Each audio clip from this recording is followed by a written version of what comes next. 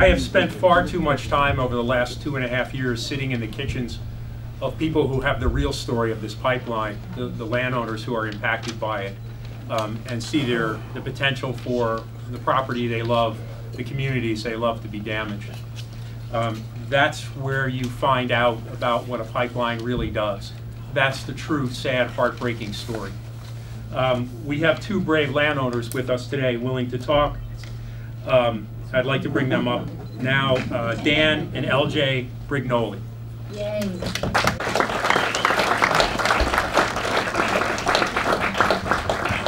Thank you. We really want to talk pretty much today about the injustice of eminent domain and how it's affected us. Bob asked us to come with some heartfelt feelings, and our hearts hurt. We are really hurt about this whole process.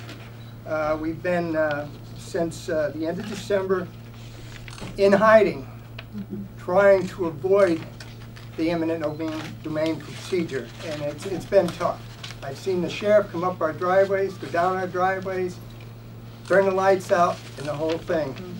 I'm going to defer to LJ and let her explain what has transpired since we've been served. Well, we were supposed to be served face-to-face. The court ordered the representatives of the pipeline to serve us face-to-face publicly. That never happened, so the eminent domain proceedings, the condemnation, was illegal to start with. After hiding as best we could and having our doors banged on, lights shown in through our windows, our license plate numbers being taken down, attempting to contact my husband at his employment. He's been retired for over 3 years.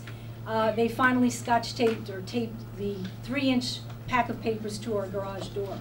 And we gave up. We decided, well, it says in there that we have a short period of time to respond to this, still hoping that our motion, the judge would hear us. We spent hours upon hours filling out 3-inch thick papers. No attorney, even if we had the money, after trying to find an attorney, would take our case. They basically said, you won't get any money, which has never been our intent. We don't want any money. We want to be left alone and have our land be what it is, what we made it to be. We submitted our papers.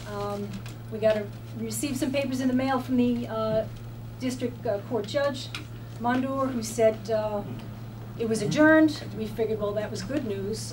It didn't mean anything. 2 weeks later, we received these papers from the judge answering, responding to our motion, and he just went right over everything. His main point was that the FERC certificate we felt was invalid, possibly illegal, rubber stamped. That could not be reviewed in a district court. It had to be reviewed in circuit court, and he was a district court judge. So one would think that he would then throw it out or move it where it needs to be. His papers clearly state that. Instead, he made a decision anyway, and 2 weeks ago, he gave our land to the Constitution Pipeline. So now, at the best, our hopes are that if the DEC does not approve this, that's good for everyone, but then we have to go back to court to fight to get our land back. Following that, we received a letter from the Constitution Pipeline, sticking it in our face, reminding us that they now owned our land, and that they would come at their leisure, quote unquote, and they will do what they need to do, when they want to do it, and what we are not allowed to do on our own land. So we made our home there 40 years ago. We built our own home, cleared 6 trees to keep it very natural and in the environment with the birds, the creek, raised a family. We had hopes for our grandchildren to live in a safe environment. Our main concern right now is our land is on a slope. No one has listened to us except volunteers and all of you good people.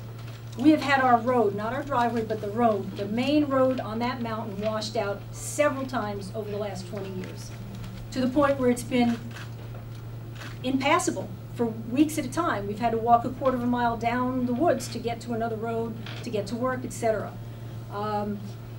No one has paid any attention to this, and that was our concern in the motion, sent it to the judge, and he surfaced right over it. We firmly believe that that pipeline will be washed out based on the flooding and the disasters that we've had on that road over 20 years. It will be catastrophic. And now our rights as landowners, our constitutional rights, everything is really at the bottom of the pile right now. We are fighting for our health, our safety, the environment, and for the rest of the landowners down below. But nobody will listen to this environmental problem. I don't know about the other landowners, but our land, it's going to go on a slope through our creeks, and it will be washed out. It will be washed out. And it's just, we can only hope that we can fight to get our land back and that the pipeline doesn't come through. It's been total injustice. We haven't had our due process, and this is America. Come on, come on. we could live somewhere else if we chose yeah. to. So we just hope we can all rally and this doesn't get approved.